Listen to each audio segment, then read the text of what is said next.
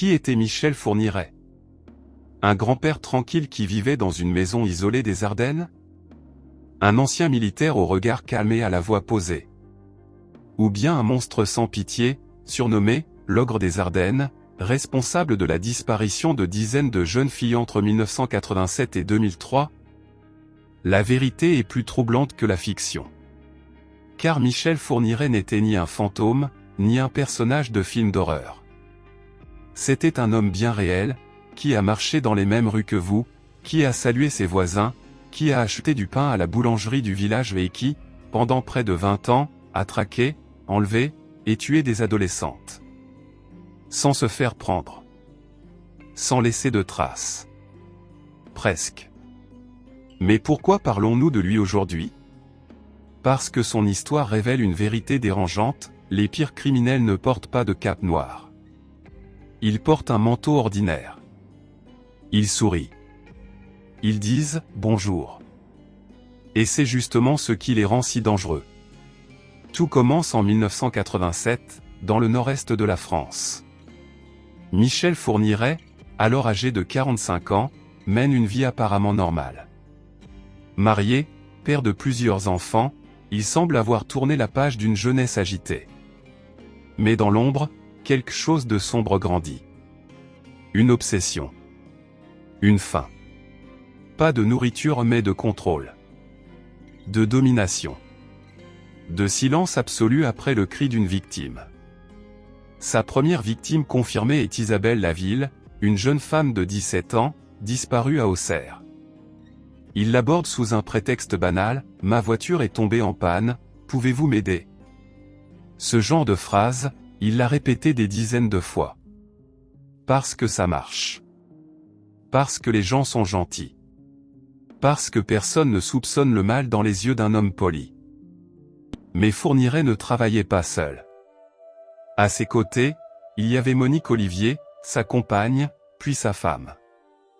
Elle n'était pas une simple spectatrice. Elle ouvrait la porte. Elle rassurait les filles. Elle les conduisait dans la pièce où elles ne ressortiraient jamais.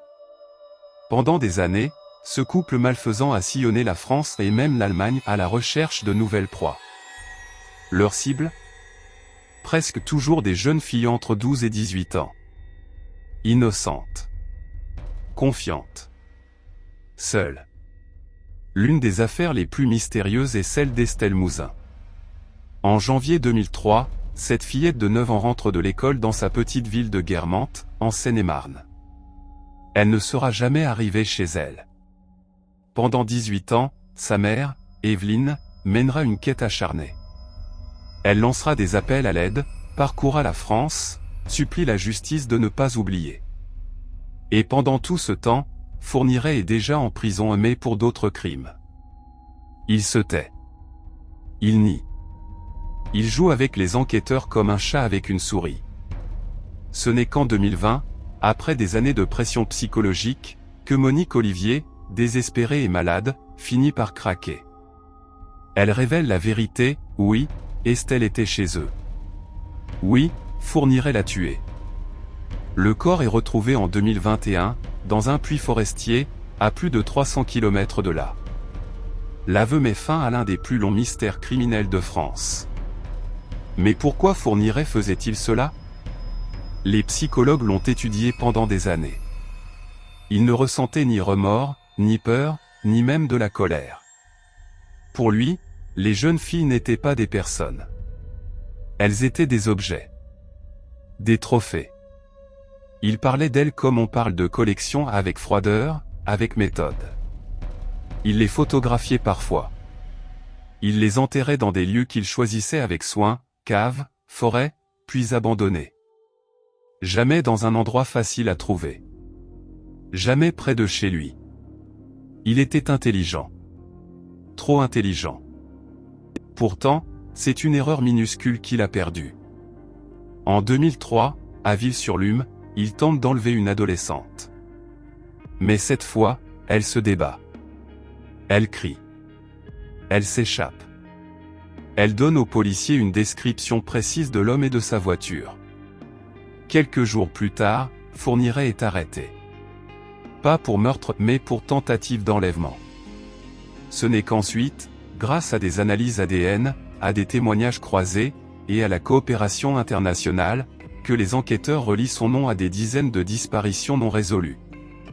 Son procès, en 2004, est un événement national. La France découvre avec horreur l'étendue de ses crimes. 8 meurtres avoués. Probablement beaucoup plus. Il est condamné à la réclusion criminelle à perpétuité, la peine la plus sévère du droit français. Il mourra en prison en 2021, à l'âge de 79 ans, sans jamais avoir exprimé le moindre regret. Il a même refusé de révéler l'emplacement de certaines victimes, préférant emporter leurs secrets dans la tombe. Mais l'héritage de Fourniret ne se limite pas aux corps enterrés. Il a changé la façon dont la France traite les disparitions d'enfants. Aujourd'hui, dès les premières heures, les policiers lancent une alerte, diffusent des photos, mobilisent des équipes spécialisées. Avant Fourniret, on attendait souvent des jours, voire des semaines, en espérant un retour spontané. Après lui, on a compris, chaque minute compte. Alors, qui était Michel Fourniret? Un monstre? Oui. Mais aussi un miroir. Il a révélé à la société française ses propres failles, la confiance excessive, le silence des proches, la lenteur de la justice. Il a montré que le mal n'arrive pas toujours avec du bruit, parfois, il frappe doucement, en souriant, avec une voix calme et une excuse banale. Heureusement, son histoire ne se termine pas dans l'ombre. Grâce au courage des familles, à la persévérance des enquêteurs, et à la mémoire collective, les victimes de Fourniret ne sont pas oubliées. Chaque nom, Isabelle, Fabienne, Johanna, Marie-Angèle, Céline, Estelle, est une étoile dans le ciel de la justice. Et chaque fois qu'un enfant est retrouvé à temps, c'est une victoire contre l'ombre qu'il a laissée derrière lui. Ce récit n'est pas là pour effrayer. Il est là pour rappeler, soyez vigilants, mais surtout, soyez bienveillants. Parce que la meilleure arme contre les ogres du monde réel, ce n'est pas la peur, c'est la solidarité.